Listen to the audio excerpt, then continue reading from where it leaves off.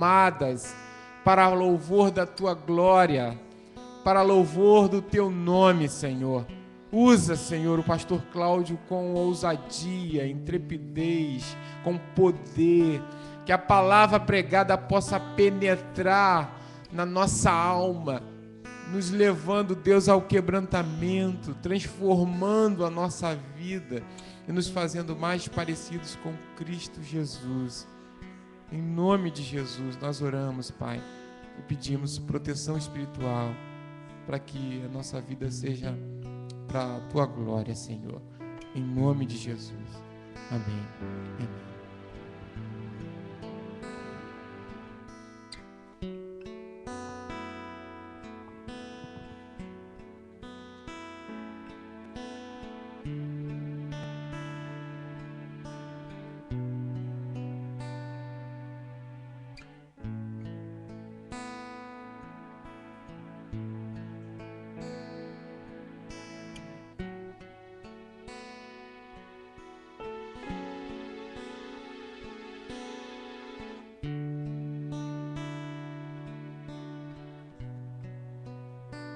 Adorar ao glorioso Rei dos Reis.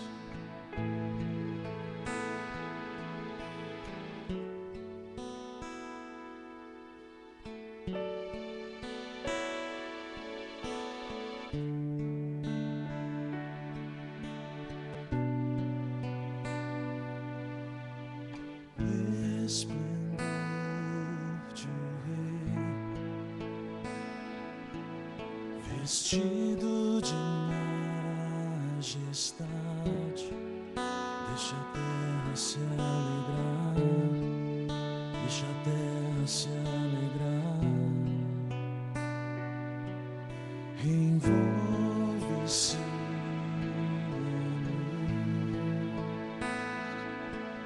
e o mal tenta fugir, treme ao ouvir sua voz, treme ao ouvir sua voz, o esplendor de um rei, vestido de majestade, deixa a terra se alegrar, deixa a terra se alegrar, envolve-se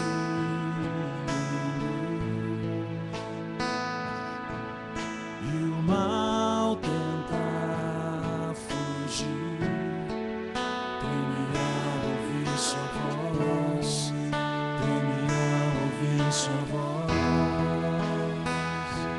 Grande é nosso Deus, eu cantarei. Grande é nosso Deus, então verei quão grande é nosso Deus.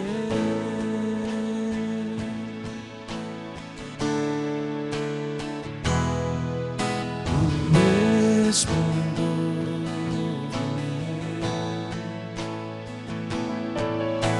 vestido de majestade, deixa a terra se alegrar, deixa a terra se alegrar, envolve-se em luz, e o mal treme ao ouvir sua voz, treme ao ouvir sua voz. Grande é nosso Deus, cantarei. Grande é nosso Deus, então verei quão grande é nosso Deus. Pelos séculos, pelos séculos,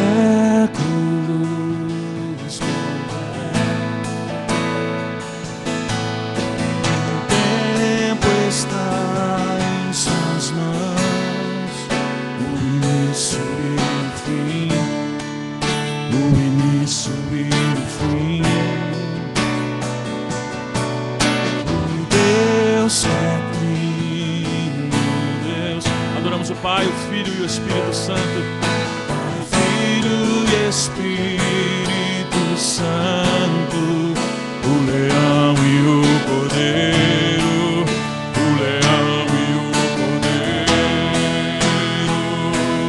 Grande é nosso Deus, cantarei, grande é nosso Deus, então verei quão grande, grande é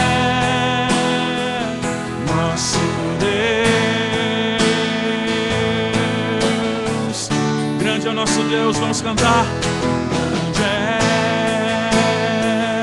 nosso Deus, eu cantarei, grande é nosso Deus, então verei quão grande, grande é nosso Deus.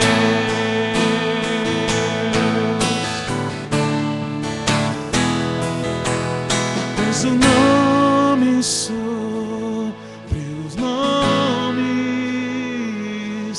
tu és digno de louvor. Sim, eu cantarei, grande é nosso Deus.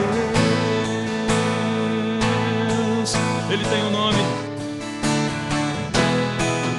tens um nome sobre os nomes, tu és digno de louvor. Sim, eu cantarei, grande é nosso Deus,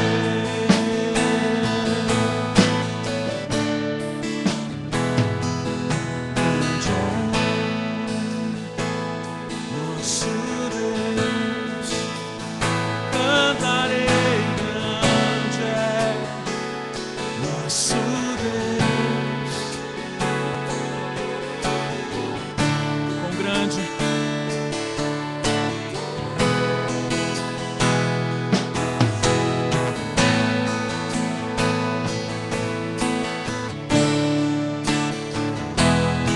grande é nosso Deus, cantarei, grande é nosso Deus, então verei quão grande, grande é nosso Deus,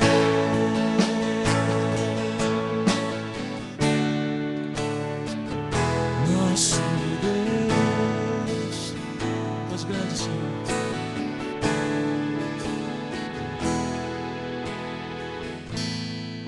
Te adoramos e te bendizemos pela tua grandeza, Senhor, porque o Senhor é soberano, porque o Senhor é sobre todos. Te bendizemos nessa manhã, não simplesmente pelas nossas circunstâncias, mas por tudo aquilo que está no Senhor e é eterno. Nós te louvamos nessa manhã, não pelas nossas circunstâncias, te adoramos pela tua bondade eterna, pela tua misericórdia eterna, pelo teu sustento eterno, pela tua santidade eterna, pela tua justiça eterna. Nós te adoramos e te bendizemos por quem tu és. Que isso possa nos alimentar nessa manhã. Podemos declarar com fé que o teu amor nunca vai falhar. O amor de Deus nunca falha, meu irmão. O amor de Deus nunca falha, amém? Podemos então nessa manhã cantar.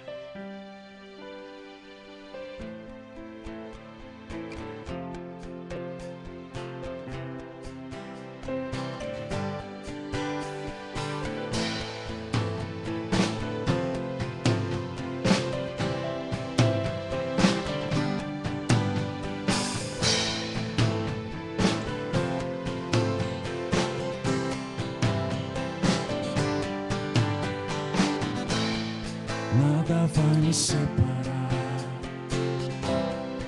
mesmo se eu me abalar, teu amor não falha.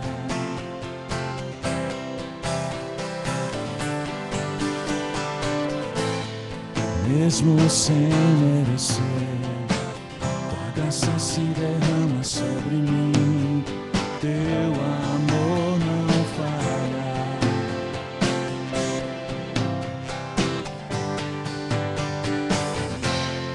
Tu és o mesmo para sempre, teu amor não muda. Se o choro dura uma noite, a alegria vem pela manhã. Se o mar se enfurecer, eu não tenho que temer, pois eu sei que me amas. Teu amor não falha.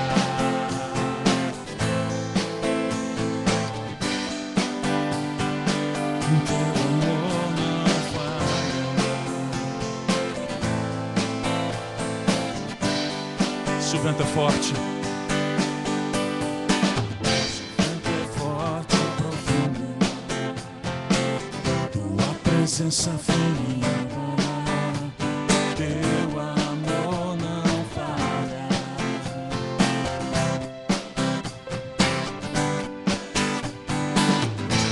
Difícil é o caminhar, nunca pensei que eu fosse alcançar. Teu amor não falha.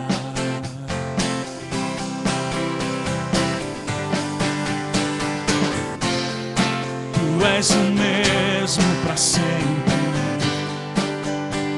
teu amor não muda. Se o choro dura uma noite, a alegria vem pela manhã. Se o mar se enfurecer, eu não tenho que temer, pois eu sei que me amas. Teu amor não falha.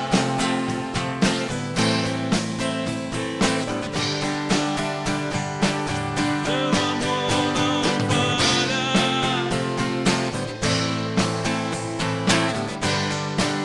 Vamos cantar mais uma vez, se o vento é forte.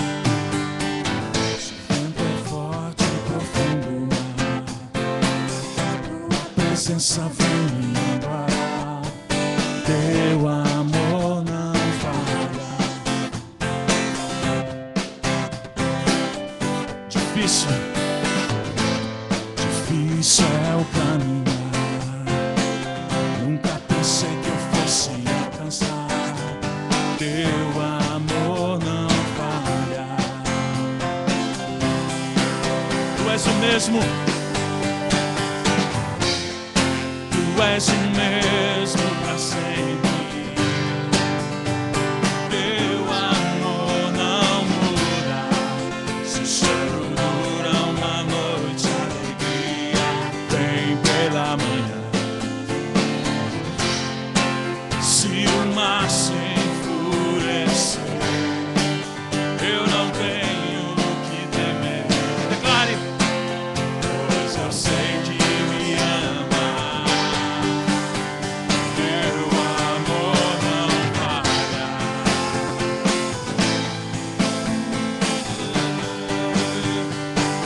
Teu amor não falha.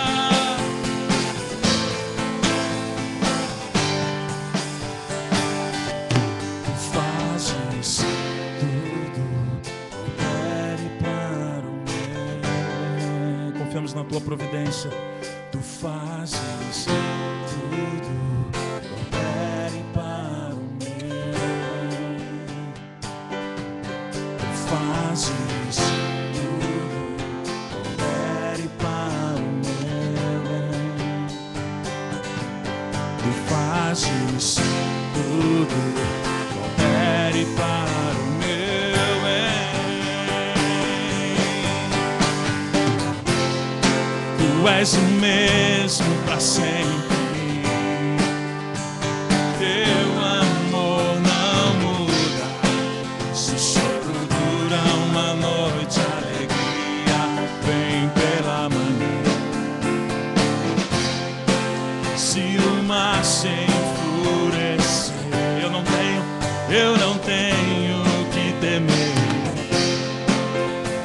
pois eu sei que me amas. Teu amor não falha.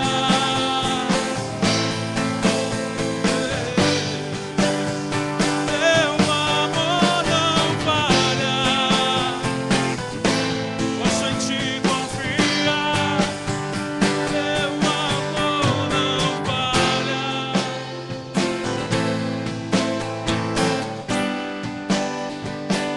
Teu amor não falha.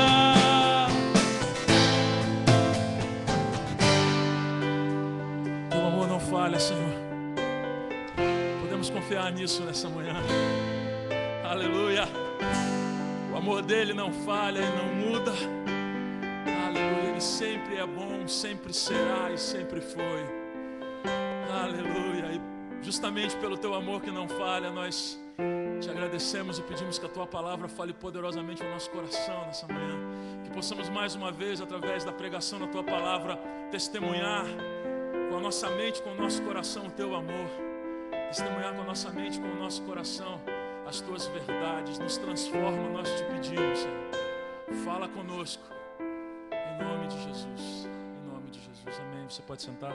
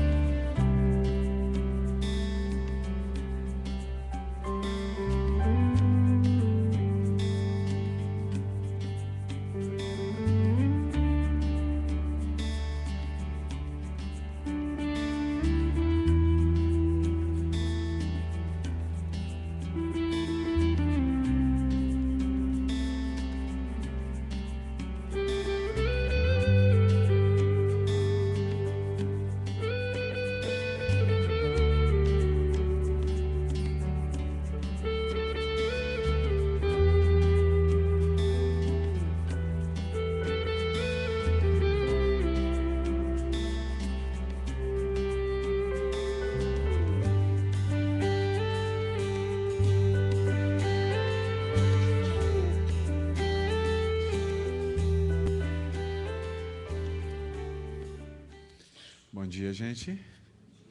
Bem, de novo, bom dia. Muito obrigado por você ter vindo. No sábado eu vou dormir à noite, eu oro assim, será que as pessoas vão à comunidade nesse frio de manhã? E quando eu vejo todos vocês aqui assim, tanta gente aqui, eu fico muito feliz, porque é sinal que Deus está trabalhando em nosso coração, e é sinal que Deus tem trazido vocês aqui para falar ao coração de vocês sobre coisas muito importantes. eu quero, se você tem um filho de 2 a 11 anos, você possa liberá-lo para a sua escolinha dominical.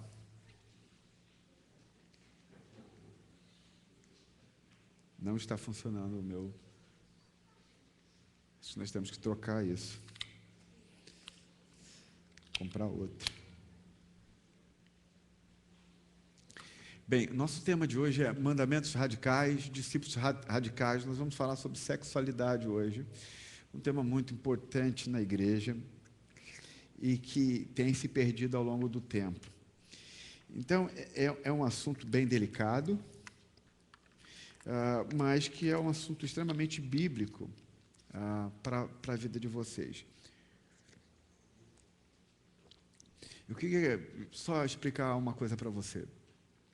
A Igreja Cristã Atos, ela é uma igreja contemporânea, conectada com a cultura, mas você nunca pode se esquecer de que a Igreja Cristã Atos, ela tem um princípio básico. Ela ama as Escrituras. Ama as Escrituras. Então, nós sempre, embora a gente seja conectado com a cultura, nós entendemos que o Evangelho redime a cultura e não a cultura que influencia a Igreja Cristã Atos de como ela deve ser. Tá bom? A cultura não nos influencia para dizer como nós vamos ser como igreja. Pelo contrário, é o Evangelho que influencia a cultura e nós, então, por meio do Evangelho, é que redimimos a cultura.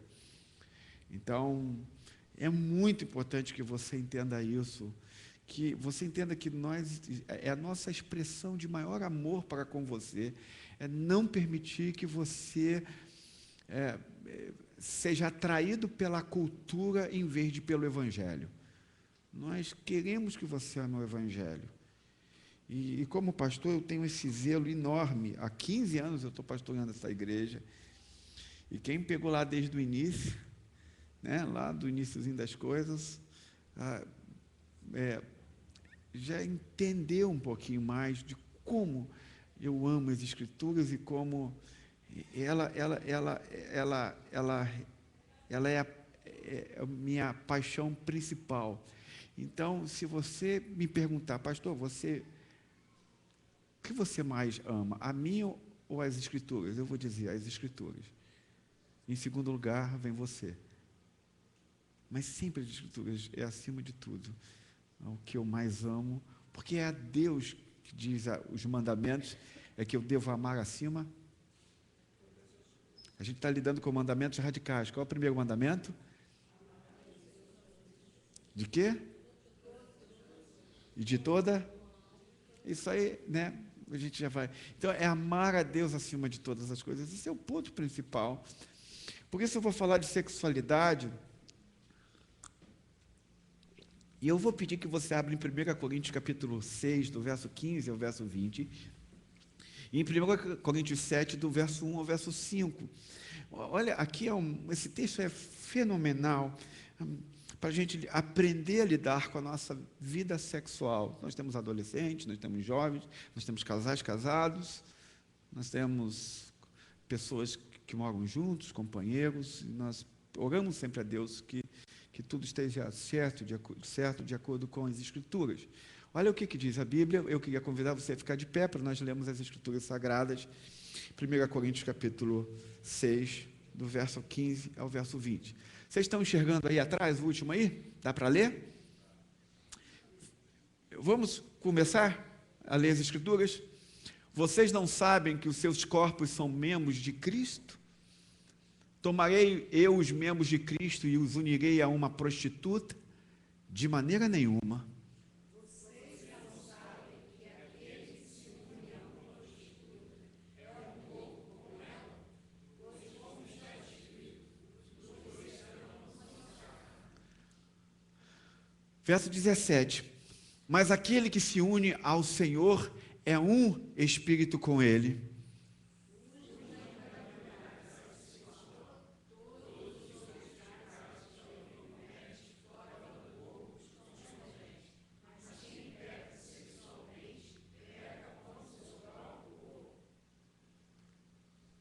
Verso 19.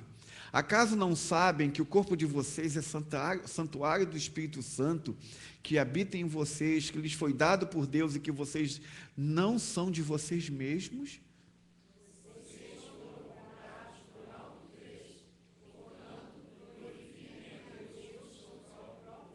Agora nós vamos para o capítulo 7, do verso 1 ao verso 5, ainda em 1 Coríntios. Verso 1 diz assim: quanto aos assuntos sobre os quais vocês escreveram, é bom que o homem não toque em mulher.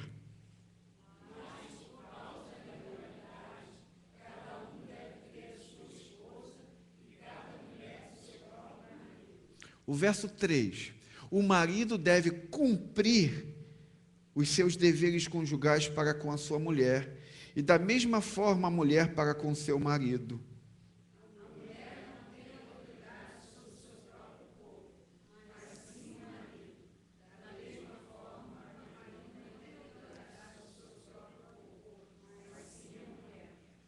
Verso 5: não se recusem um ao outro, exceto por mútuo consentimento e durante certo tempo para se dedicarem à oração.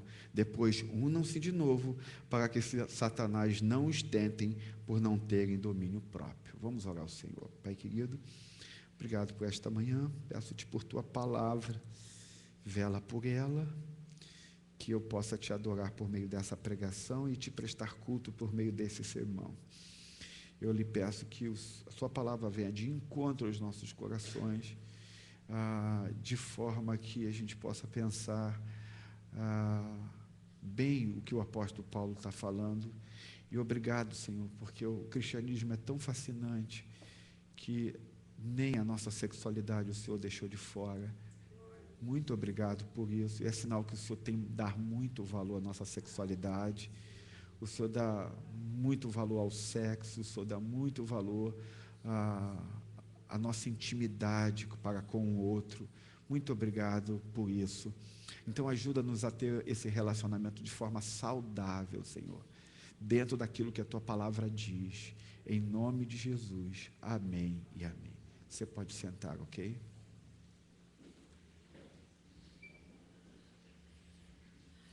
Eu não sei se você lembra, mas quando você lê Atos capítulo 6, ou pelo menos o livro de Atos, a igreja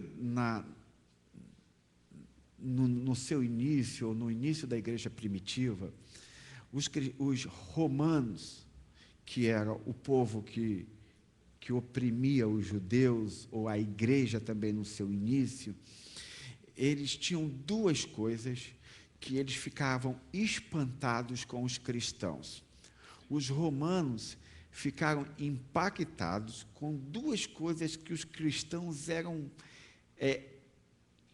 extremamente maravilhosos. Eles olhavam assim: não acredito que esses caras são assim.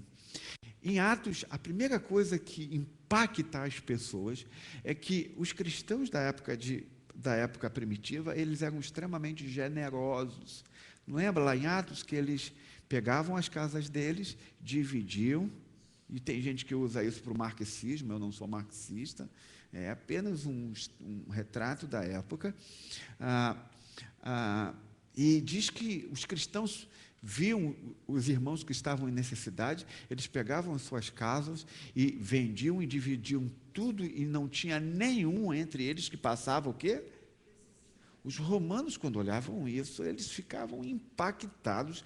Como esses caras são capazes de abrir mão daquilo que eles lutaram por sua vida inteira, vendiam aquilo e então distribuíam para que não houvesse necessitado na igreja.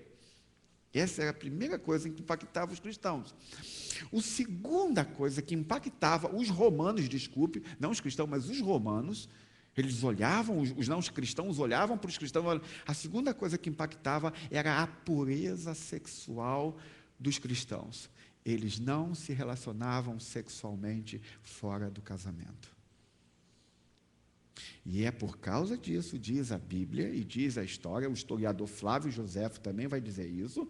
Se você quiser ouvir, entender um pouco sobre a história da igreja primitiva, você precisa comprar um livro chamado Flávio Joséfo, o historiador, que era um historiador romano, ele não era cristão, mas ele vai falar sobre essa igreja, como era a igreja primitiva. Então você tem um olhar de um não crente avaliando e analisando a igreja no seu todo.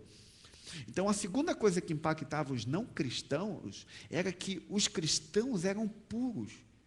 Eles não se relacionavam sexualmente fora do seu casamento. A sexualidade deles era extremamente interessante para os não cristãos. Então, o cristianismo foi algo tão impactante para os romanos, para os não cristãos naquela época, que a Bíblia diz, e não só a Bíblia, mas Flávio Joséfo também vai dizer, que então, o mundo até então conhecido foi completamente impactado pela forma de viver dos cristãos. Como? Esses caras só podem ser de outros planetas. Os caras lutam a vida inteira para conquistar uma coisa e, de repente, eles pegam suas casas e vendem e dividem com os pobres. E aí, no mundo que a gente vive, que a sexualidade por tudo quanto é lado, esses caras dizem que eles não vão fazer sexo antes do casamento, fora do casamento eles são puros sexualmente. Os pagãos, então, os romanos, ficam extremamente impactados com isso. Quando a gente faz a leitura nos dias de hoje, a gente... Tony, tem uma microfonia aqui me incomodando bastante. Tente resolver, por favor. Então, quando a gente pensa isso nos dias de hoje, a gente soa como quase inacreditável. Por quê? Porque recentemente eu ouvi que em algumas igrejas, os jovens saem da noite, das suas igrejas, vão para os motéis.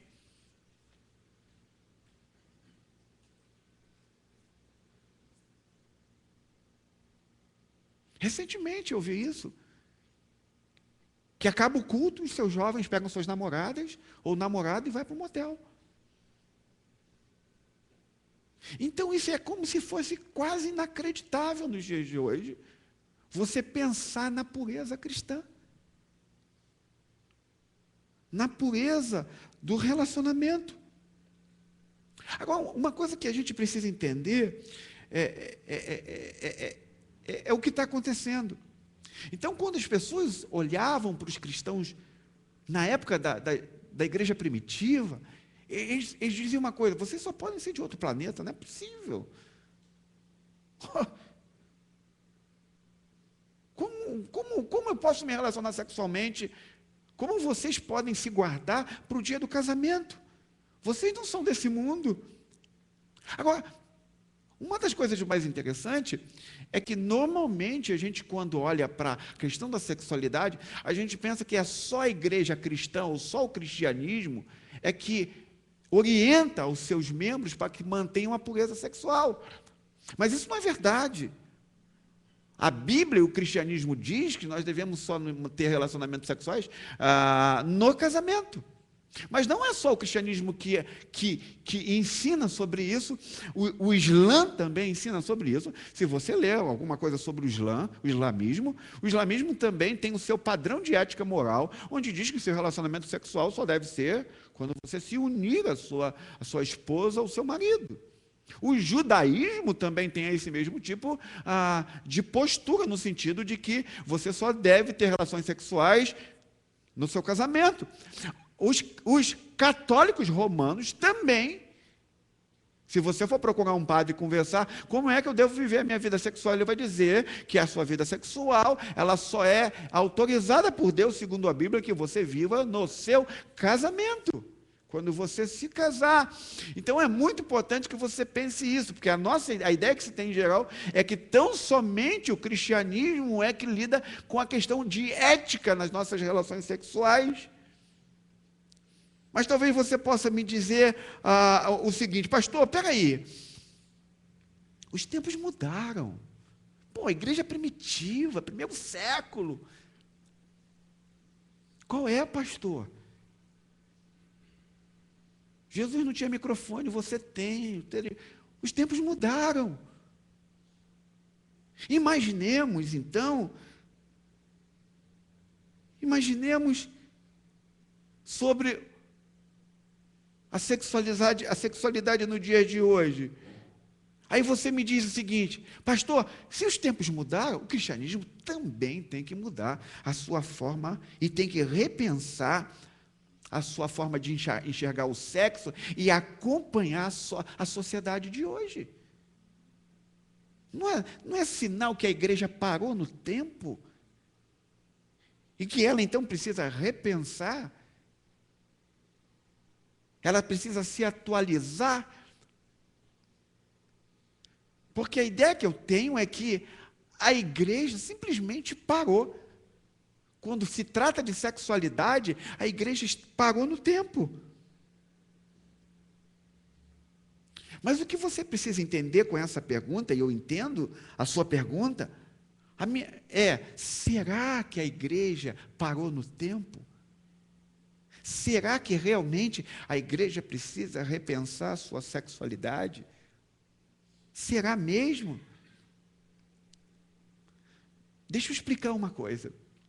Foi justamente, preste atenção nisso, foi justamente o entendimento da pureza em uma sociedade pervertida que fez os pagãos de Roma olharem para a sexualidade do cristianismo. Foi justamente quando não se havia mais padrão de sexualidade que esses caras começaram a prestar atenção em como os cristãos se decidiam na questão da sua sexualidade. Então, vamos imaginar que se eu dissesse para você: ok, gente, vamos hoje repensar nossa sexualidade. Será que a igreja deve continuar dizendo que os seus jovens não devem ter relação sexual antes do casamento? Vamos repensar isso. Eu estou aberto a gente negociar ou conversar sobre, será que a igreja realmente parou no tempo? Mas aí eu paro por um minuto e vamos pensar no seguinte: vamos ver o que Deus nos diz sobre isso. Nós vamos repensar a sexualidade hoje, mas vamos primeiro olhar o que a Bíblia diz, o que Deus fala sobre o sexo, e aí a gente chega a uma conclusão final. Porque eu preciso, tudo que eu for repensar, eu preciso repensar a partir de um princípio.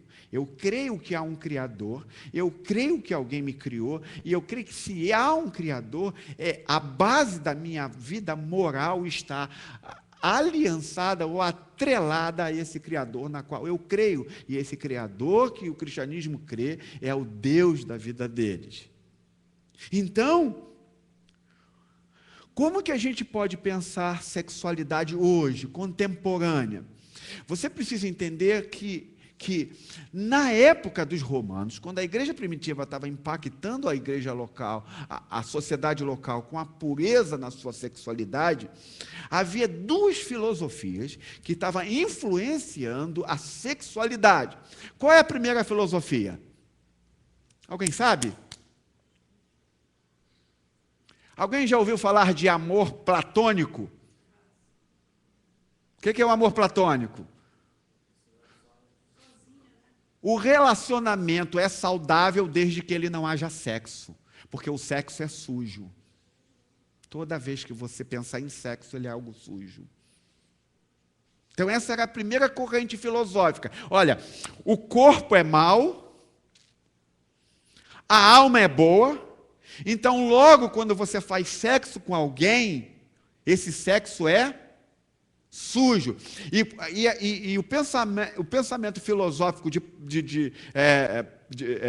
neoplatônico ou platônico era não só com relação aos solteiros, mas com relação aos casais também. O sexo, então, só servia para o quê? Para a procriação, para a multiplicação da espécie. Então, nós tínhamos uma corrente filosófica que era a corrente platônica. O corpo é mau, a alma é boa, logo o sexo é sujo. Mas havia uma outra questão, uma outra corrente filosófica que estava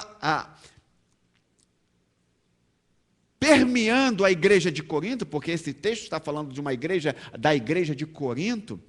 Interessante que esses dias eu vi passando um ônibus aqui, uma propaganda de um motel. Qual era o nome do motel? Percebe como as pessoas fazem ligações com a história? E aí, então, uma outra corrente filosófica que estava acontecendo na época era a corrente filosófica das religiões de mistério. Eu não sei se você já ouviu falar isso, mas havia uma outra corrente filosófica chamada religiões de mistérios. Como é que era qual era a base do pensamento das religiões de mistérios? Eles tinham uma base, um pensamento de alimentação. Isto é, ele diz assim, toda vez que você tiver fome, você faz o quê? Você come. Se você, quando tiver fome, não comer, você está sendo reprimido. Toda repressão é ruim para você. Isso lá no primeiro século. Será que isso não está hoje aqui com a gente? Percebe que as correntes filosóficas, elas andam além da história e vão chegando e agindo nas suas gerações? Então, a corrente filosófica das religiões de mistérios tinha como base isso. Então, quando você se sentir sexy, quando você olhar para você, cara, eu estou bonita, ou você, cara, eu estou sarado, bonito, e olhar para uma menina e se apaixonar por ela, olhar para um cara e se apaixonar por ele, e você se sentir apetite por ela ou por ele, nesse pensamento filosófico, você automaticamente precisa seguir aos seus instintos e aos seus apetites, então ter relacionamento sexual com essa pessoa. Então, toda vez que você olhar ou se envolver com alguém, estiver apaixonado por ela, essa corrente filosófica diz, faça sexo com ela. Porque se você reprimir isso, você vai entrar numa esfera de repressão. Você vai viver um modelo de repressão na sua vida, e a repressão não é algo saudável para você. Então, dentro dessas duas correntes filosóficas, nós temos dois lados: os hipócritas, que olham para o sexo como sujo, e os libertinos, os pagãos. E a Bíblia diz que isso dura até hoje. Até hoje, talvez dentro deste público aqui, talvez haja gente que acha que o sexo é sujo, ou então acha que o sexo faz parte das religiões de mistérios, tem a ver com seus apetites. Se você está com fome, você vai lá e faz, ou come. Então, mas olha o que Paulo está dizendo. No capítulo 7, que a gente acabou de ler, dos versos 1 ao 5, Paulo está falando sobre o casamento. O que Paulo está falando sobre o casamento? Ele diz que o sexo dentro do casamento não é apenas permitido, mas é ordenado. A ordem de Deus é que você faça sexo dentro do casamento. E a ideia de que Deus ordenou algo sujo é ridícula, isso é uma concepção platônica. Então Paulo está dizendo, se você é casado com alguém, a única coisa que pode dizer que você não vai querer fazer sexo com o seu esposo ou com a sua esposa é se vocês quiserem se reservar a oração.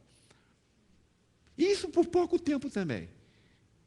Então ele diz, a esposa, você não tem o direito de chegar para o seu esposo, eu não vou fazer sexo com você. Porque Paulo diz que o sexo dentro do casamento é ordenado, é uma ordem às esposas e aos maridos fazerem sexo. Para quê, diz o apóstolo Paulo lá atrás, lá na frente? Para que Satanás não os tente. Aí você diz, não, mas eu briguei com meu esposo, tal. E aí você precisa entrar num outro conceito do Evangelho, que precisa entender o que significa perdão e restauração. E aí eu não vou falar disso agora. Mas Paulo está dizendo que o sexo no casamento é ordenado. Então você não pode chegar aqui, pastor, meu esposo está de castigo, minha esposa está de castigo. Olha, você está indo contra as Escrituras. Se você tem um problema com o teu esposo, senta com ele. Mas enquanto você está casado, Paulo diz que você está sendo, o sexo não é só permitido entre vocês, mas é ordenado entre vocês. Você precisa resolver isso, se tem alguém aqui no meio desse público assim. Então, a Bíblia, Paulo está dizendo do capítulo 7, do verso 1 a 5, sobre como funciona o sexo no casamento. Eu estou dizendo aqui, salvo as questões de esposas ou de maridos que desconfiam, que tem algum problema de saúde, alguma coisa assim, aí é outro papo, tá, gente? Eu estou falando em condições normais. Não é porque seu marido brigou com você, ou você discutiu alguma coisa com ele, meu marido, meu Deus, ele não está fazendo isso, aquilo, não quero nem chegar perto dele.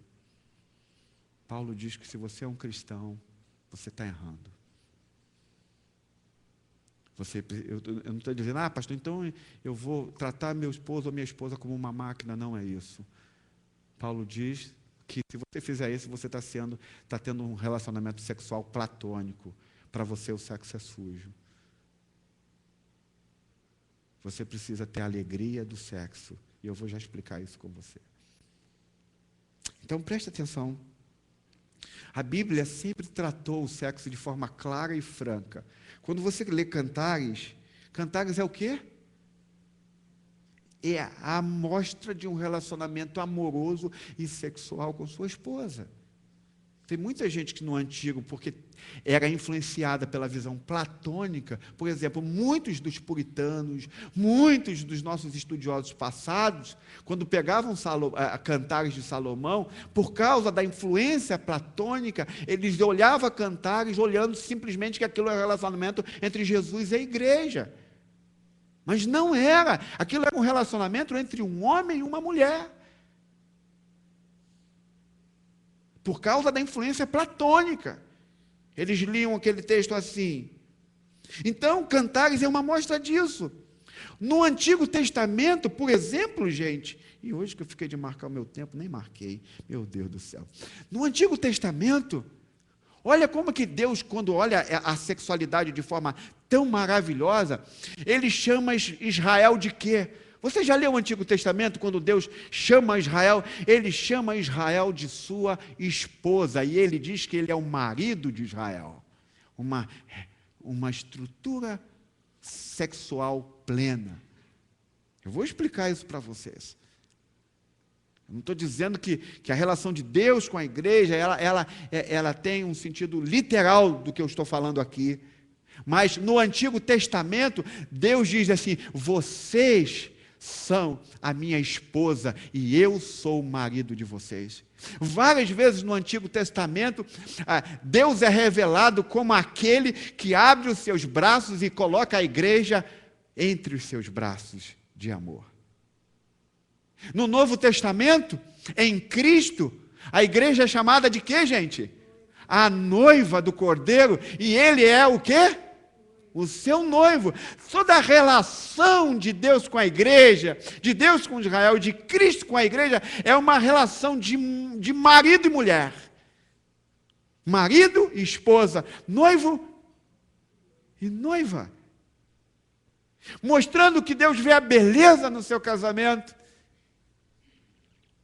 Deus ama estar casado com Israel e ama estar casado com a igreja. Então, o que acontece com algumas pessoas hoje? O que acontece com a gente hoje? É que muita gente começa com um amor platônico, e isso às vezes acontece. Muitos jovens, muitas pessoas começam a viver sua vida sexual como um amor platônico. Isto é, sexo é sujo. Mas depois de um certo tempo, há uma certa migração para as religiões de mistérios. Então eles começam a ver o sexo como um apetite. E todas as vezes que ele se apaixona por alguém, o resultado disso é que esse namoro vai acabar primeiramente na cama. Por causa das religiões de mistérios. Então, a vida sexual em muitas pessoas se transformou numa bagunça. Talvez haja gente aqui, pastor, minha vida sexual está uma bagunça. Talvez entre marido e esposa. Ou talvez com gente solteira que esteja aqui. Essas duas visões neoplatônicas e de religiões de mistérios fizeram da sexualidade humana uma tremenda bagunça. E quando uma pessoa está tendo uma visão platônica da sua sexualidade e uma visão de religião de mistérios na sua sexualidade, essas pessoas têm muita dificuldade de obedecer e de ouvir a palavra de Deus. Por quê? Porque a sua vida sexual está completamente bagunçada. É uma bagunça. Então é muito difícil ouvir a Bíblia no que tange a sexualidade. Então, como é que Paulo e como é que a Bíblia vê o sexo? Eu sei que eu não estou falando nada de novo, mas eu quero explicar isso para vocês. Sexo na Bíblia, ou sexo para o apóstolo Paulo, ou sexo para Jesus Cristo, só pode existir quando você está completamente envolvido em sua mente, em suas emoções, por meio de uma aliança com alguém. Isto é, Paulo está dizendo, você só pode ter envolvimento sexual com alguém quando você está emocionalmente, mentalmente, fisicamente, por meio de um pacto com alguém. Só aí o sexo deve existir. Mas aí você me pergunta, pastor, por que eu só posso ter sexo com alguém quando eu estou envolvido emocionalmente, mentalmente, fisicamente, por meio de uma aliança com alguém? Porque o sexo, preste atenção, isso precisa ficar muito claro sobre isso. O sexo é um modelo do nosso relacionamento com Deus. Eu vou repetir, gente. O sexo é um modelo do nosso relacionamento com Deus. Como é que é o nosso relacionamento com Deus? Nós precisamos amar a Deus e nos submeter a Ele completamente. Esse deve ser o nosso relacionamento com Deus. Como resultado disso, quando nós amamos a Deus verdadeiramente, e quando nós nos submetemos a Ele plenamente, o resultado disso é a alegria. Por isso que Paulo diz, e a Bíblia vai dizer, que a nossa vida com Deus, ela resulta em alegria por meio do Espírito Santo. Então, sexo na vida conjugal, sexo no meio dos cristãos, o resultado do sexo deve ser a alegria. Então, preste atenção no que o apóstolo Paulo diz. Paulo está dizendo, se o sexo é um modelo do nosso relacionamento com Deus, então Paulo e a Bíblia diz que o sexo é algo extremamente maravilhoso. Então, quando um cristão que entende a Bíblia vai falar sobre sexo ou sexualidade, ele fala como algo que é magnífico, maravilhoso. Por isso, Paulo diz algo muito poderoso para aquelas pessoas que têm um conceito platônico e de religiões, de mistérios na sua vida. Olha o que ele vai dizer. Você pode ler comigo? Verso 19. Gente, não é o verso 19. Espera aí. Volta só umzinho aí para mim. Não, então eu pulei. Deixa o verso 19 aí. O verso 15 diz assim, se você está aberto aí, é que eu pulei na minha elaboração. Vocês não sabem que os seus corpos são membros de Cristo? Olha o que o apóstolo Paulo está apontando contra os platônicos e contra os das religiões de mistérios na sua sexualidade. Vocês não sabem que os seus corpos são membros de Cristo? Tomarei eu os membros de Cristo e os unirei a uma prostituta? Paulo diz, de maneira nenhuma. Paulo então está dizendo o seguinte, gente, fujam da prostituição. Agora preste atenção no seguinte. Quando a gente olha prostituição na Bíblia, normalmente a gente olha a prostituição como alguém que paga por sexo. Isso é certo. Mas Paulo, quando fala de prostituição, ele diz que todo relacionamento fora do casamento é um tipo de prostituição. Então Paulo diz que se você faz sexo fora do casamento, ou antes do casamento, você está prostituindo. Isso é muito sério. E aí então Paulo diz, fugir da prostituição. Paulo está indo contra aqueles que pagam para ter sexo, mas também está dizendo que aquela pessoa que tem relacionamento sexual fora do casamento, ele também está prostituindo. E aí Paulo diz que vocês devem fugir da prostituição. Por quê? Porque ele diz, por acaso os corpos de vocês não são membros de Cristo? Então Paulo está dizendo, será que os membros, o corpo de Cristo vai se unir a uma prostituta? Então Paulo está dizendo, gente, fuja do relacionamento sexual fora do casamento. Mas não é só isso. Paulo está dizendo, o sexo, gente, não é apenas um apetite que precisa ser satisfeito. Você não pode olhar o sexo como se você estivesse olhando uma picanha. Deixa eu explicar isso para você. Eu vou usar o Tony lá. Imagine o Tony. Tony é o maior exemplo de todos nessa igreja. Tony vai ao cardiologista. O cardiologista diz para o Tony o seguinte, Tony, cara, tu vai infartar.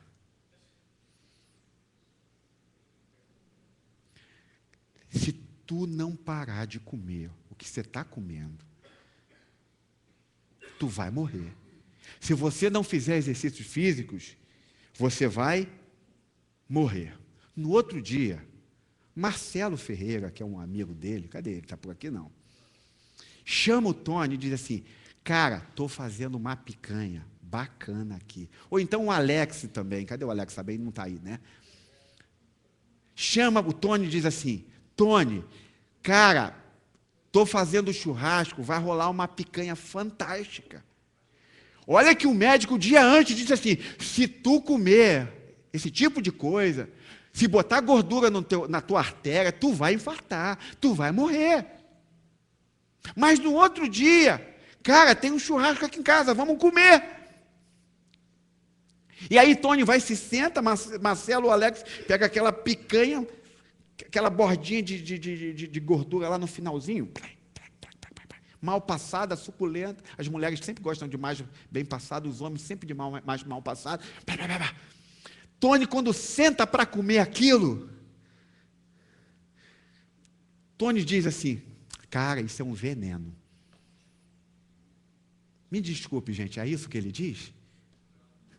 O que ele diz? Isso aqui é fenomenal. Isso aqui é o quê? Maravilhoso. Tony diz, cara, isso aqui é o manjar dos deuses. Paulo está dizendo que é assim que você age na sua sexualidade. que Deus está dizendo para você, não faça isso fora do casamento. Porque senão você vai morrer. E aí você vai e faz. E você não vai dizer, isso é um veneno. Você vai dizer, cara, que momento fantástico. Isso é maravilhoso. Isso é a coisa mais maravilhosa que eu podia estar fazendo agora. Mas a Bíblia está dizendo que esse apetite que você tem de estar comendo, o que não poderia estar comendo, ainda que naquele momento seja algo maravilhoso, esplendoroso, na verdade, é um veneno que você está comendo e vai matar você.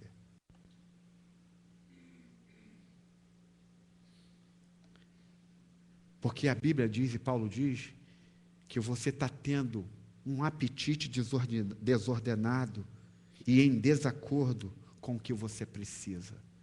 O médico diz, você não pode comer gordura. Deus diz, você não pode fazer sexo fora do casamento. Você está tendo um apetite por algo que você não precisa e não pode comer. Então, o que Paulo está dizendo? Paulo está dizendo que é assim que acontece com o sexo. Sexo fora do casamento é fome ao contrário.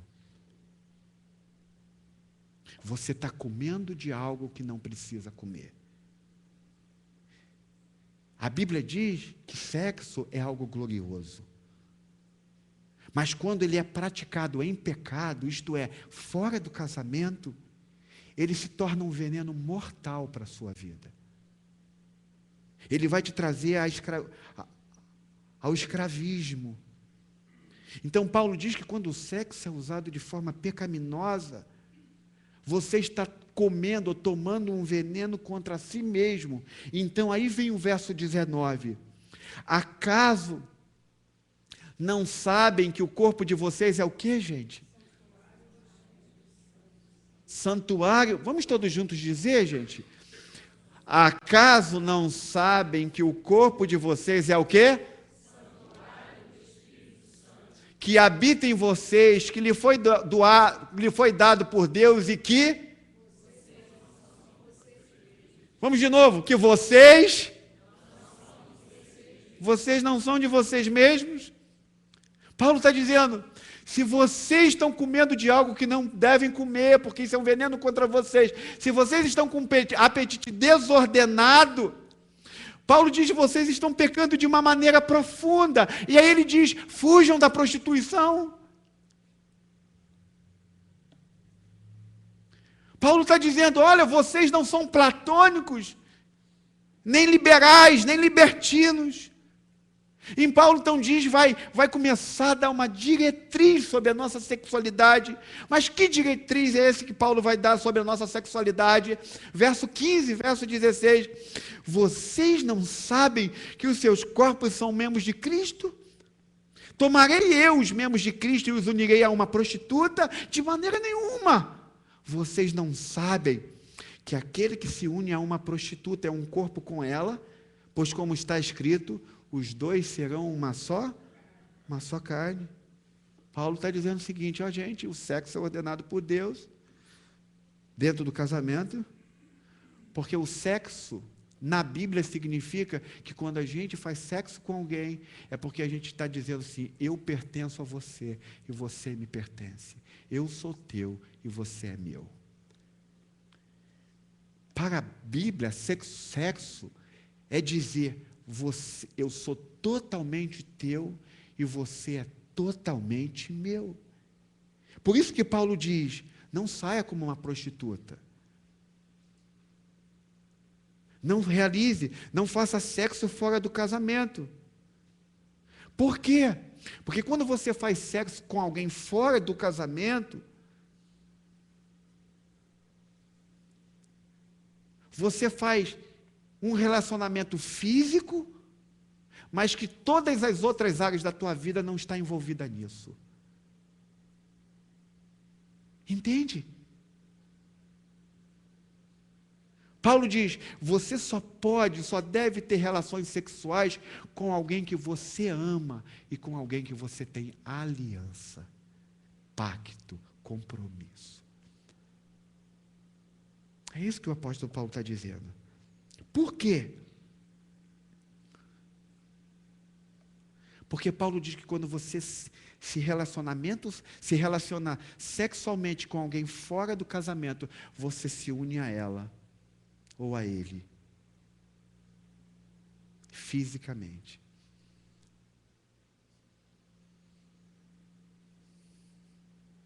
Então, o que Paulo está dizendo? Sexo fora do casamento é uma grande mentira, é uma monstruosidade. É uma monstruosidade.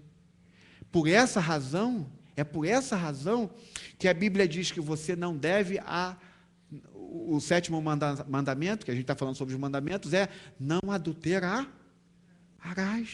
Então, o que Paulo está dizendo e a Bíblia está dizendo?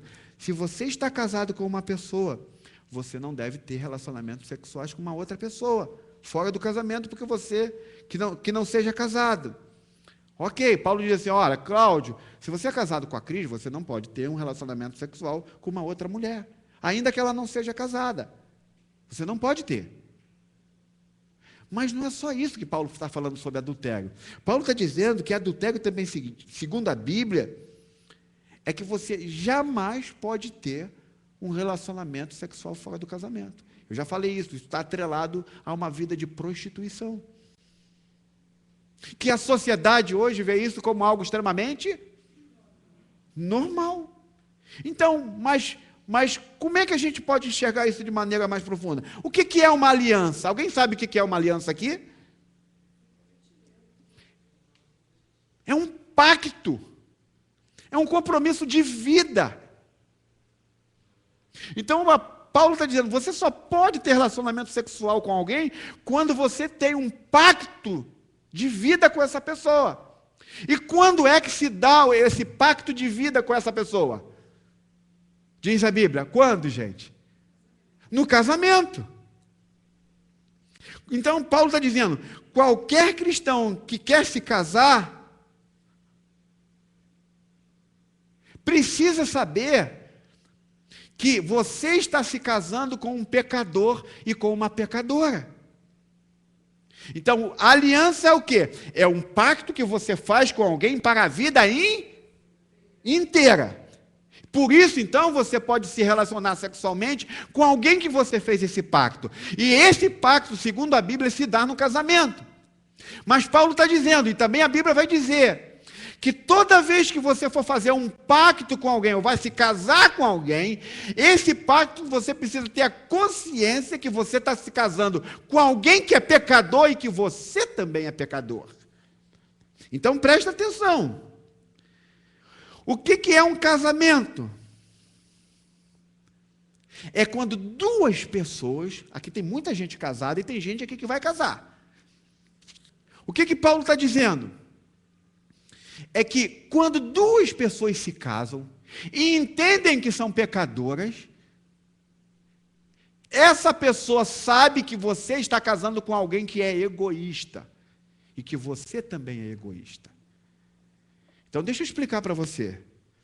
Quando você reclama do seu marido, você está perdendo a sua consciência de que você também, o quanto é como ele. É lógico que ele pode ter problemas sérios, de você também. Mas a Bíblia diz que quando você faz um pacto de compromisso, você precisa saber que você está casando com alguém que é pecador e que é tão egoísta quanto você é. Que você vai lutar pelos teus direitos e ele vai lutar pelos direitos dele. Isso é fruto do pecado.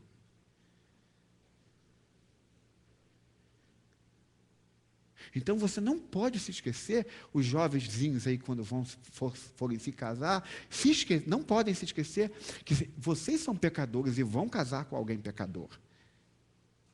E se casar com alguém pecador é que você está se casando com alguém que é egoísta, tanto quanto você.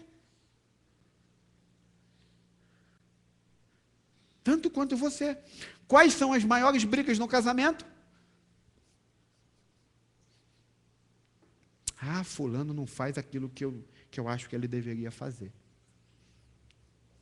Às vezes nem problema ético, moral. É problema disso, de alguma coisa.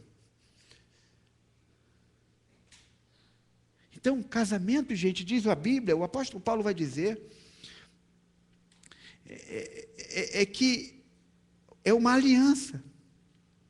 Isto é que você está fazendo um pacto, você vai se dar a alguém sem saber do futuro, com um futuro incerto. Você sabia que quando você casa por meio do cristianismo, você está dizendo assim, eu estou me casando com alguém que eu não sei qual vai ser o nosso futuro. É incerto. Por que é incerto? Porque os dois são pecadores. Mas quando a gente está casando com essa consciência, o que a gente diz?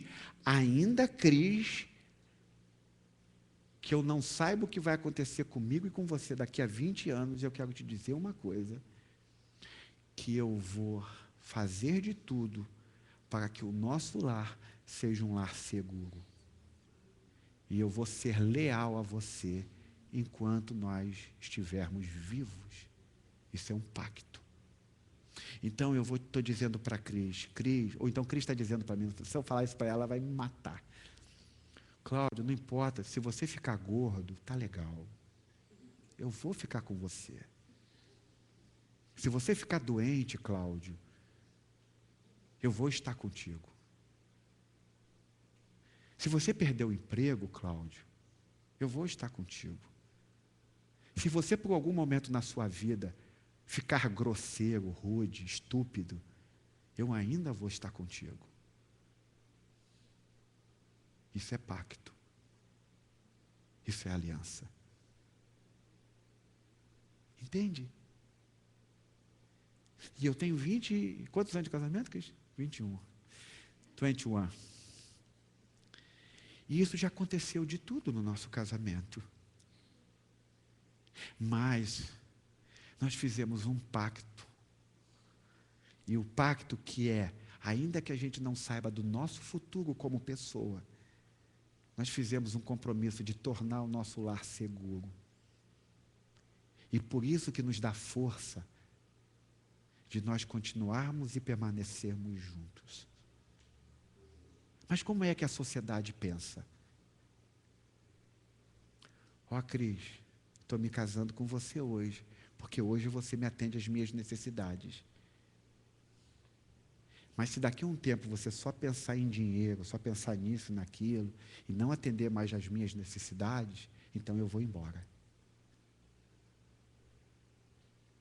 É assim que a sociedade pensa.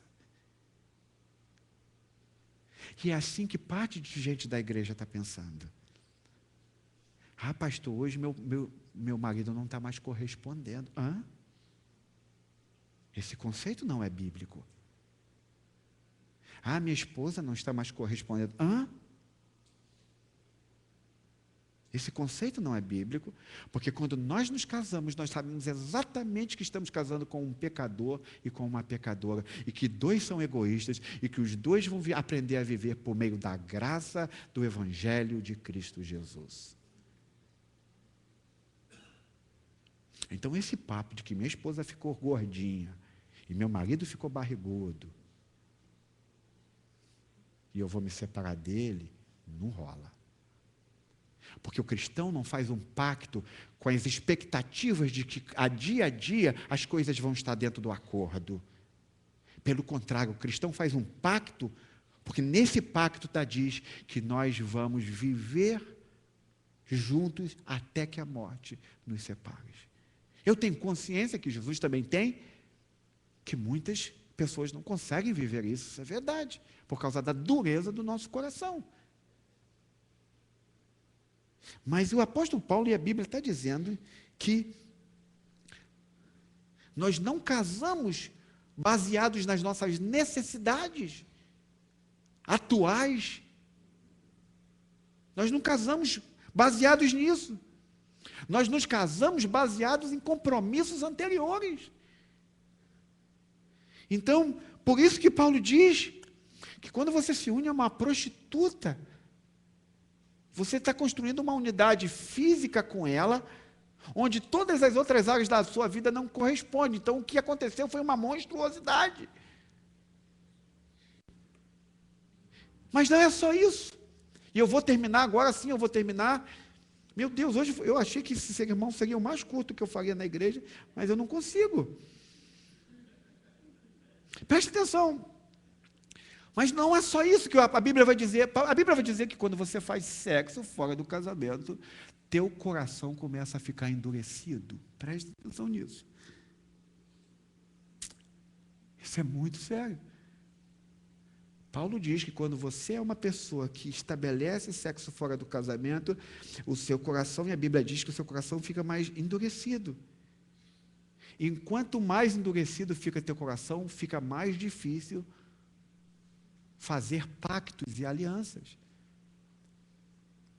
Por isso que muita gente que tem vida sexual ativa fora do casamento, não casam, porque gente que vive vivendo relacionamentos fora do casamento, sexuais fora do casamento, não consegue estabelecer pactos, porque o teu coração, diz a Bíblia, está ficando endurecido.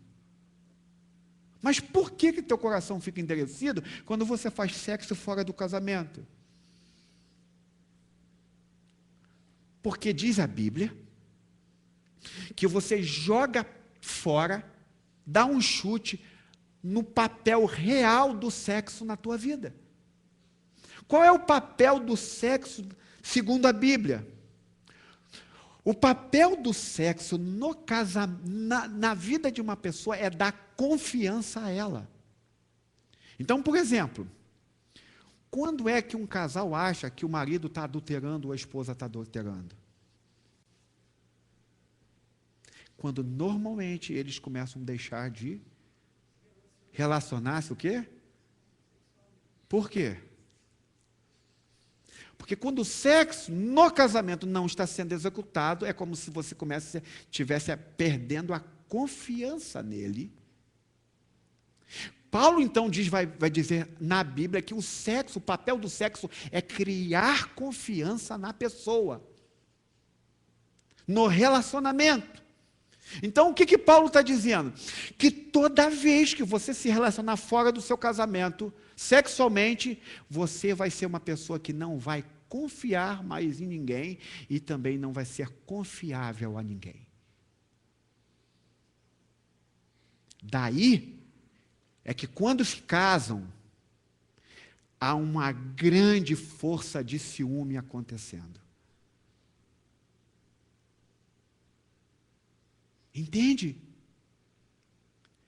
Porque se você está acostumado a se relacionar sexualmente fora do casamento, o papel do sexo é dar confiança a vocês. Mas quando isso acontece fora do casamento, como diz o apóstolo Paulo, isso tem um efeito contrário. Se antes é para confirmar a união que vocês têm entre vocês dois e Deus, agora ele serve como um antídoto contrário. Ele gera desconfiança em você. E você não mais confia no seu parceiro, e seu parceiro não confia mais em você. Então, cada vez que você pratica sexo fora de um lugar de aliança, você vai ter mais dificuldade de confiar nas pessoas. O sexo vai servir como um efeito contrário a você. Então, um dos problemas mais recorrentes no aconselhamento de casais que estão tendo muitos ciúmes no casamento é justamente por causa do sexo fora do casamento.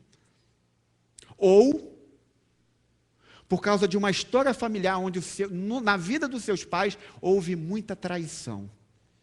Tem esses dois aspectos. Então, no aconselhamento de casais, quando você vê uma esposa com muito ciúme do seu marido, ou um marido com muito ciúme da sua esposa, normalmente está envolvido o sexo fora do casamento, ou uma história familiar, onde que houve uma perspectiva de muita traição. Isso significa que toda vez que você se relaciona fora do seu relacionamento conjugal, ou antes do seu casamento, você acha que está gerando mais confiança, mas você está, essa sexualidade vai gerar em você um efeito contrário, e você terá menos confiança, você vai ter dificuldade de confiar nas pessoas. você vai ter muito mais dificuldade de se comprometer. Agora, para eu concluir, como que a gente aplica isso à nossa vida?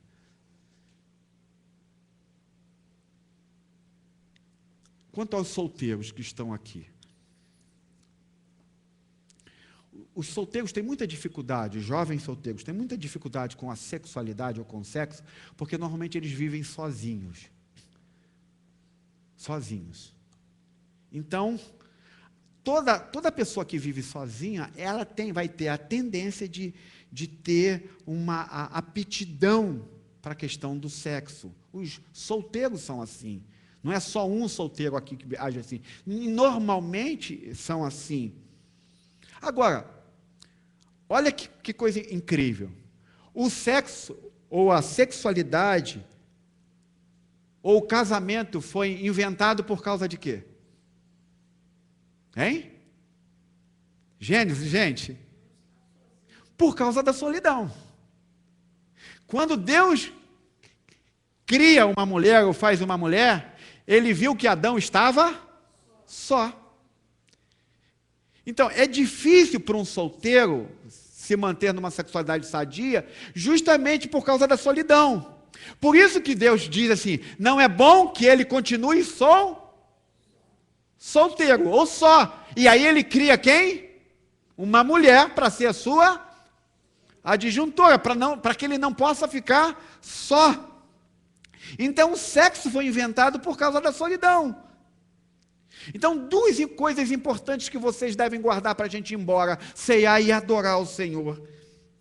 Primeiro, a única e verdadeira cura para a solidão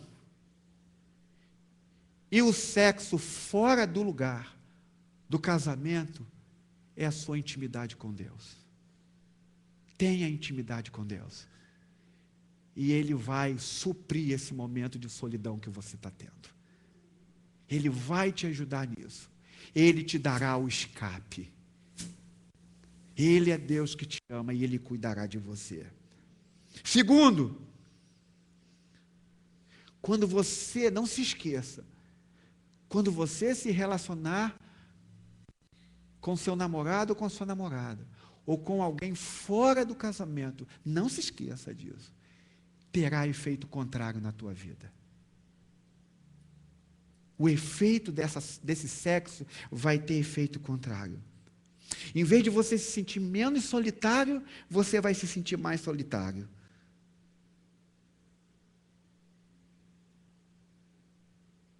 Eu não sei se tem alguém aqui que está vivendo isso aqui. Mas se tiver, pode afirmar o que eu estou dizendo. Você vai comer uma picanha. Beleza, mas no outro dia você vai se sentir solitário. Porque a Bíblia diz que o efeito é o contrário. Então não se esqueça dessas duas coisas. Mas há mais duas coisas que eu quero que você guarde. O sexo, segundo a Bíblia, é apenas um apontamento, uma indicação daquilo que realmente pode satisfazer você. Do que realmente, da intimidade que realmente você pode ter, diz a Bíblia. Então, não se esqueça disso, que quando a Bíblia fala de sexo, ele está apontando para uma realidade, para uma intimidade que realmente você precisa ter, que é em relação a Deus. A verdadeira intimidade, a única intimidade que pode te suprir completamente. Por isso que a Bíblia diz que quando as pessoas se tornam viúvas, por exemplo, quem é seu esposo? O Senhor Deus. Seu marido. Porque Ele supre você por causa da sua intimidade com Ele. Segundo, não se esqueça disso, sexo fora do casamento. Pode você achar que vai te dar uma suposta liberdade, mas, na verdade, isso aprisionará você. Você vai se tornar um escravo. Por quê? Preste atenção aqui, minhas irmãs, meninas, adolescentes, jovens. Caras que querem casamento, que querem sexo antes do casamento, é porque ele não quer compromisso com você. Ele não quer firmar aliança com você. Não quer. Guardem isso. Cuidado com os espertalhões. Cuidado. Pais, vocês pais aqui que têm filhas, o papel de vocês é proteger suas filhas disso. Com relação aos meninos também. Algumas meninas também, às vezes, são bem exageradas nesse aspecto. Então, cuidado. Pessoas que querem sexo fora do casamento, eles não querem prestar conta a ninguém, eles não querem compromisso com ninguém, eles não querem viver juntos com você a vida inteira. Mas há um outro problema. Tem pessoas que querem se casar desesperadamente por causa do sexo. E a Bíblia diz que isso é um outro erro. Por que é um outro erro? Porque a base de satisfação dessas pessoas é o sexo e não Deus. Então, gente, nos nossos relacionamentos, quem deve ser a base de toda a nossa vida? Deus é o dono de tudo. Deus é o nosso maior objetivo. Então, eu quero citar um teólogo ou um pastor chamado R.C. Sproul. Ele escreveu um livro sobre casamento e ele relata e retrata assim um casamento dele. Como ele viu o seu casamento. Ele já está com, acho que 80 anos, bem velhinho. Eu pude ouvi-lo há 3 anos atrás nos Estados Unidos, mas olha o que ele diz. O casamento é a imagem do meu relacionamento com Deus de maneira profunda. Tanto o meu relacionamento com Deus quanto com minha esposa envolve uma estrutura de aliança, onde ambos são ligados um ao outro para compromissos selados com juramento. Ambos criam um lugar onde possam estar nus sem se envergonhar. Quando Sproul está falando de estar nu sem se envergonhar, ele não está falando de estar nu só sem roupa, não. Ele está dizendo que o casamento é o lugar onde marido e mulher podem se tornar vulnerável um ao outro, sem esconder nada do que estão vivendo.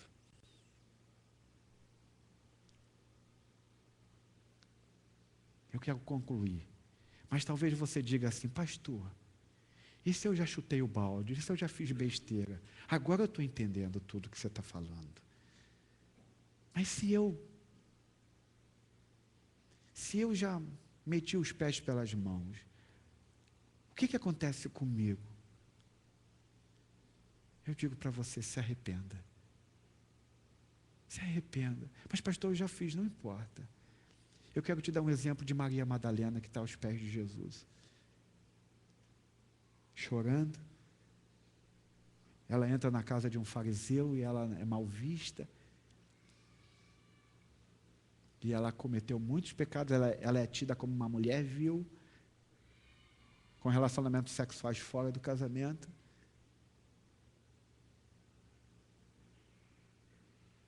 Pastor, o que isso tem a ver comigo? É que Deus está dizendo para você que você é aceita por Ele se você se arrepender. Jesus está dizendo, eu sou o único que posso te curar. Eu sou o único que posso transformar a sua vida. Eu sou o único que posso mudar o seu coração. Eu sou o único que posso fazer você recomeçar de novo, inclusive na sua sexualidade. Eu posso tornar tudo novo para você. Tudo diferente para você. Porque eu aceito, eu te aceito, porque eu paguei um alto preço por você. E se você está arrependido, ou se você está arrependida, lembre-se que eu sou o teu Salvador, o teu libertador, o teu Pai, o teu amigo, o teu resgatador. Eu te perdoo e te aceito, porque é para isso que eu vim, não para te julgar e te acusar, mas te restaurar e te trazer salvação. Vamos orar ao Senhor. Eu queria que você inclinasse a sua cabeça e não só entregasse a sua vida para Deus com relação à sua sexualidade, mas também tem muitos pais que estão com dificuldade de lidar com isso com seus filhos. Quantos aqui querem pedir a Deus: Senhor, me orienta a cuidar dos meus filhos quanto a isso? Me ajuda a ser bíblico com relação aos meus filhos. Porque se eles viverem esse tipo de vida, como disse o apóstolo Paulo, eles vão arruinar a vida deles. Eles vão comer um veneno que vai gerar a sua própria morte. Então, enquanto os músicos estão aqui, quando os diáconos estão vindo aqui para nós ceiarmos,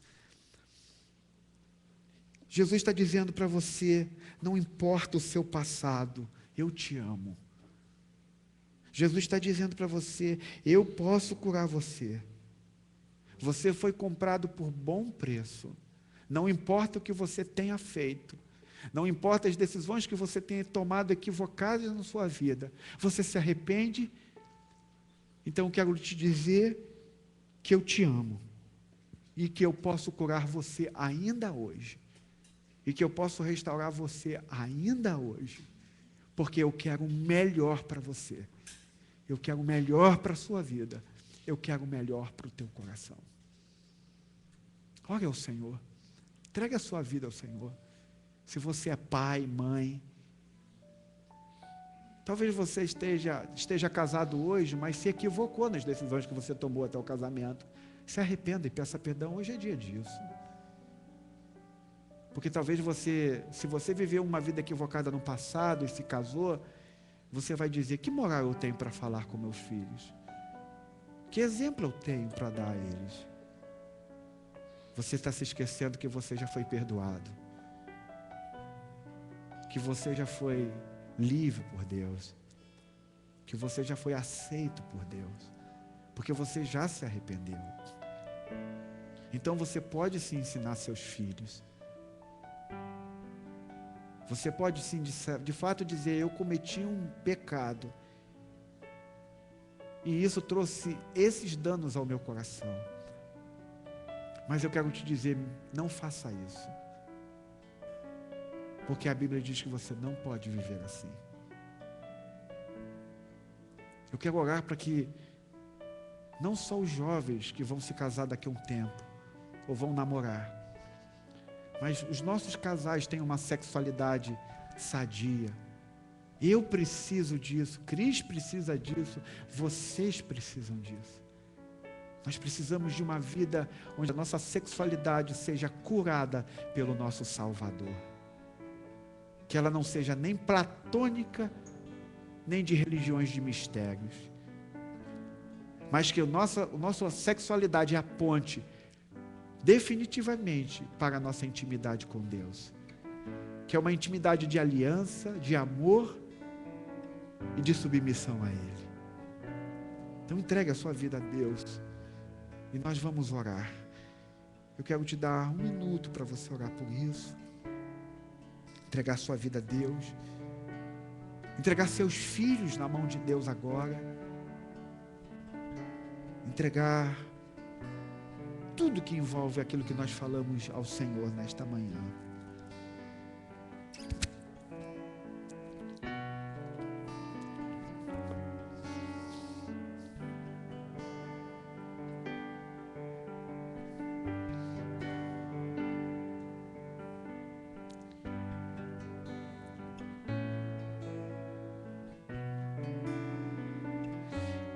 Pai, nós te rogamos para que a nossa sexualidade venha impactar de novo esse mundo. Porque nós aprendemos hoje que o apóstolo Paulo diz, Senhor. Por que nós devemos nos manter puros? Por que a pureza sexual deve ser a marca de um casamento cristão e de uma sexualidade cristã? Ó Senhor, talvez haja gente aqui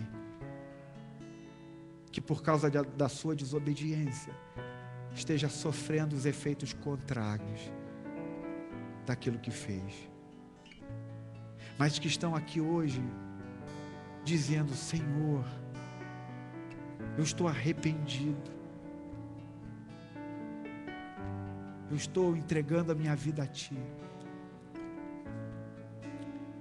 Senhor, que essas pessoas possam entender que o perdão que Deus dá é perdão real. E o perdão que Teu Filho concedeu na cruz do Calvário é um perdão verdadeiro. Então eu peço que hoje, espiritualmente, não só falando, mas emocionalmente também, Senhor, e fisicamente aqui, pessoas que viveram uma vida equivocada na sua sexualidade possam ser tocadas por Ti. Vá, Senhor, agora no lugar onde estiver cada pessoa, que o Senhor possa estar curando, tocando e restaurando, e que essa tonelada que estava sobre os seus ombros possa agora, Senhor, ser colocada sobre os ombros do Teu Filho Jesus. Que essas pessoas, se por acaso estão aqui e viveram isso em sua vida, que o Senhor possa libertá-las, que possam sair daqui livres, possam sair daqui com um novo frescor sobre a sua vida, que as suas emoções sejam curadas, que a sua vida física seja curada, que a sua vida emocional seja transformada, e que a sua espiritualidade, a sua fé, seja também restaurada pelo poder do Evangelho. Oh Senhor, eu sei que o Senhor pode fazer. Senhor, quanto aos casais que estão aqui, que precisam perdoar uns aos outros, que estão vivendo uma sexualidade que não é alegre, que não revela a sua intimidade com Deus, que o Senhor possa restaurar isso hoje, pelo poder do Teu Evangelho. Quebranta os nossos corações, quebranta a nossa vida, e que o Senhor possa dar aos casais aqui uma sexualidade que aponte para a sua intimidade com Deus. E o resultado dessa sexualidade é a alegria. Como diz Cantares de Salomão: ó, vem, amada minha, ó, vem, amado meu. Que o Senhor possa restaurar a sexualidade, não só na nossa vida solteira, mas em nossos casamentos, em nome de Jesus. Eu quero te pedir, Senhor, que haja curas aqui. Eu te peço, eu creio nisso. Eu creio que a igreja é um lugar onde Teu Espírito passeia, e que Teu Espírito age, e que Teu Espírito pode transformar para a glória do Teu nome. Senhor, eu quero te pedir que isso aconteça enquanto nós estivermos adorando, enquanto nós formos trazer os nossos dízimos e ofertas em resposta ao que o Senhor tem nos dado, e enquanto nós viermos comer do pão e beber do cálice, significando que eu fui aceito, que nós fomos aceitos e temos o perdão dos pecados, e que nós fomos lavados e redimidos pelo sangue do Cordeiro. Ajuda-nos e abençoa-nos nesta manhã, em nome de Jesus. Amém e amém. Enquanto formos adorar, você venha comer do pão e beber do cálice.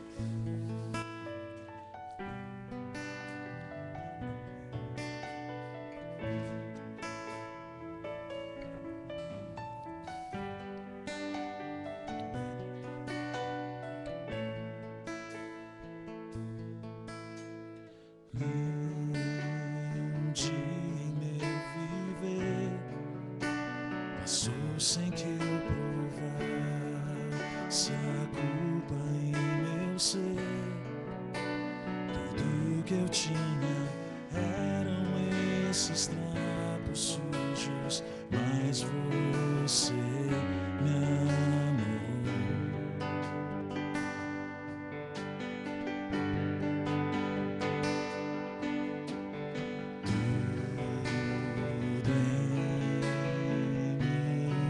Tudo rejeição, mas tudo de minha aceitação. Em Ti sou perdoado, Tua graça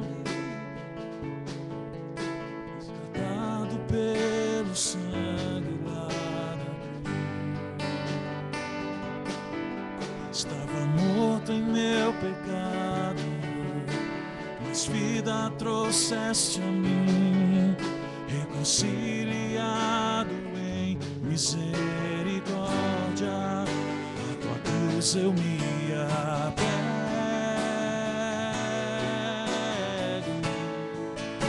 a tua cruz eu me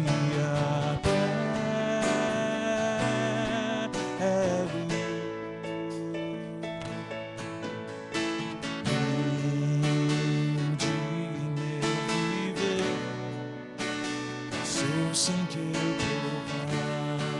provasse a culpa em meu ser. O que eu tinha eram esses trapos sujos, mas você me amou.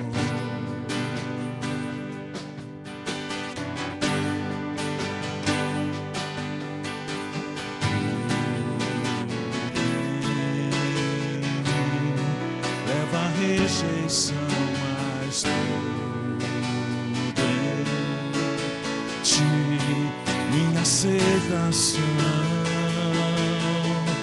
em ti sou perdoado, tua graça me libertou, resgatado pelo sangue lá na cruz. Estava morto em meu pecado, mas vida trouxeste a mim, reconciliado em misericórdia, a tua cruz eu me apego,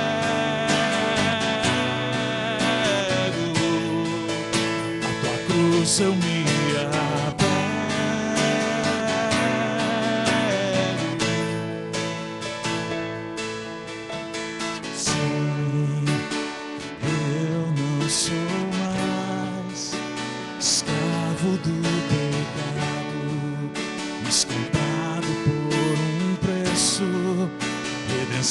que me trouxeste quando carregaste aquela bendita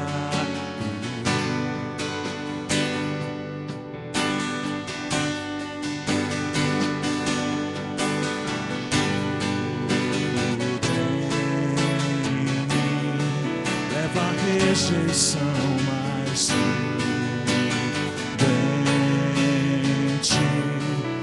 aceitação, em ti sou perdoado, tua graça me libertou, resgatado pelos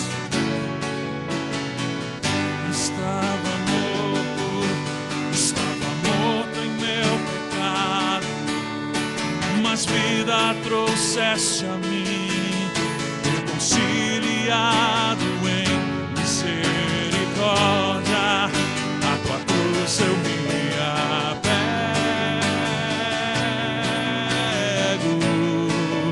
a tua cruz eu me apego.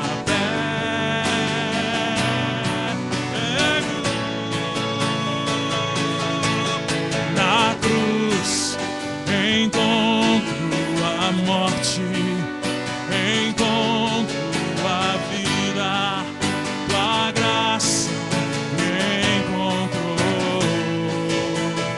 Na cruz encontro a morte, encontro a vida, tua graça. Não vamos celebrar isso. Na cruz encontro a morte, encontro a vida, tua graça me encontrou. Na cruz encontro a morte, encontro a vida, tua graça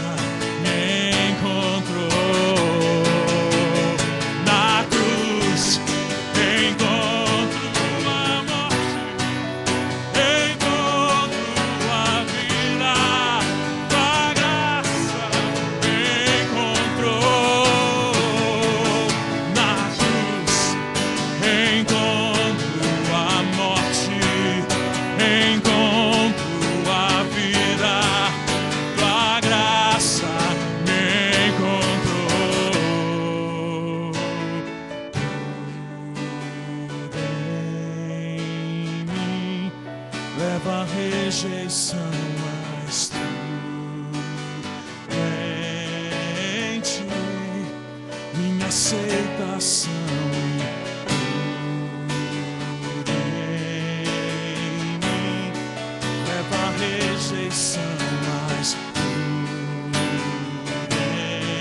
em ti minha aceitação.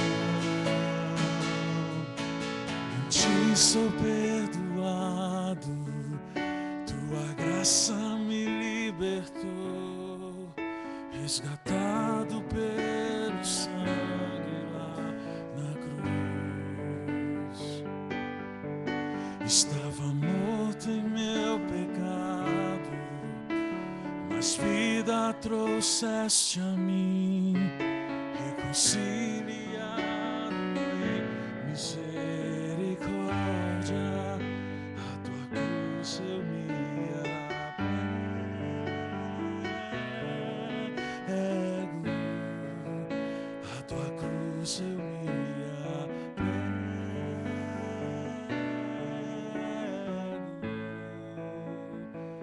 O profeta Isaías, no capítulo 56, diz assim: os estrangeiros que se unirem ao Senhor para servi-lo, para amarem o nome do Senhor e prestar-lhe culto, todos os que guardarem o sábado, deixando de profaná-lo, e se apegarem à minha aliança, esses eu trarei no meu santo monte, e lhes darei alegria em minha casa de oração. Seus holocaustos e demais sacrifícios serão aceitos no meu altar, pois a minha casa será chamada casa de oração para todos os povos. Somos aceitos pelo Senhor por misericórdia e graça. Temos o privilégio de declarar diante dele a santidade do Senhor, amém?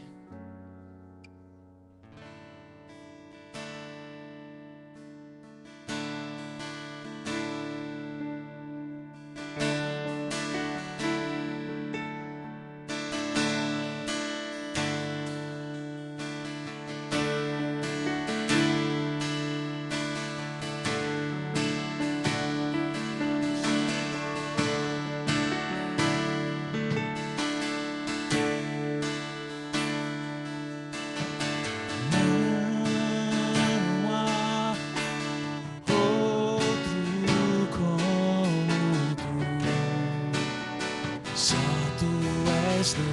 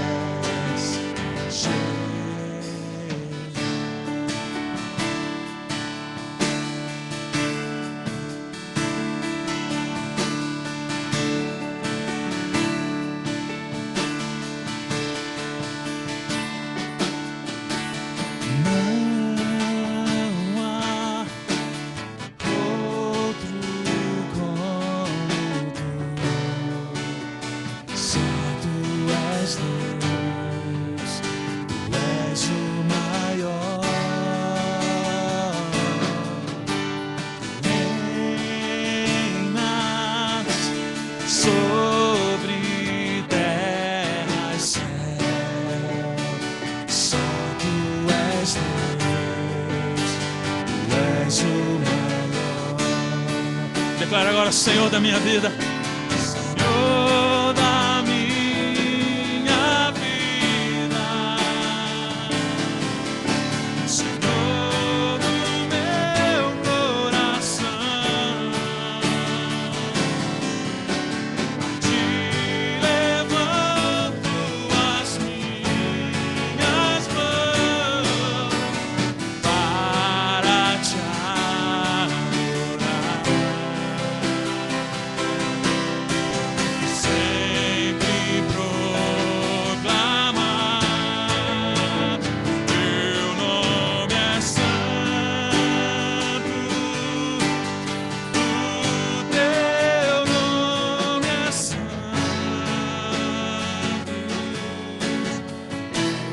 teu nome é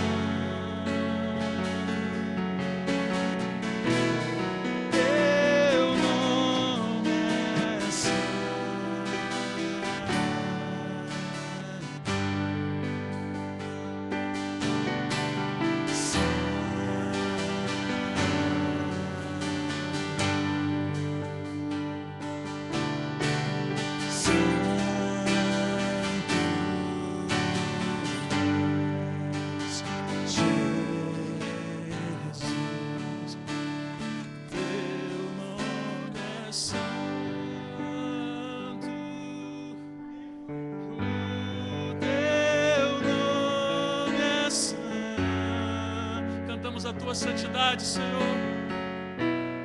Teu nome é santo.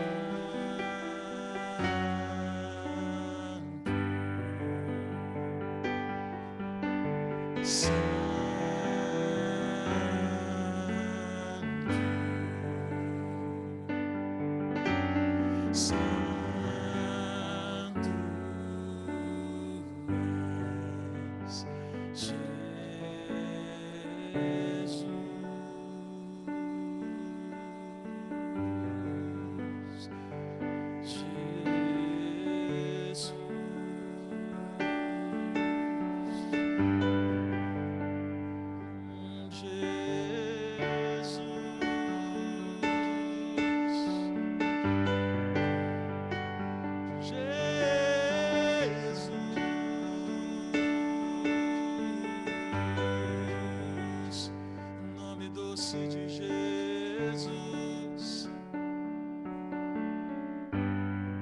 te adoramos, Senhor, na beleza da tua santidade. Declaramos que não há outro digno de louvor, não há outro digno da nossa canção, não há outro digno do derramar dos nossos corações, do levantar das nossas mãos.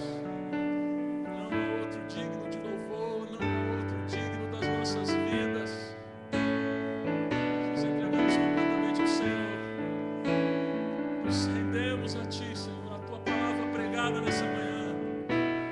Nós nos rendemos ao Senhor e pedimos ao Senhor, aplique ela no nosso coração e nos liberte de nós mesmos, nos liberte, Senhor, dos falsos conceitos, nos liberte, Senhor, e faz-nos mais teus. Aplica a Tua palavra de maneira poderosa em nós. Amém, Senhor. Aleluia.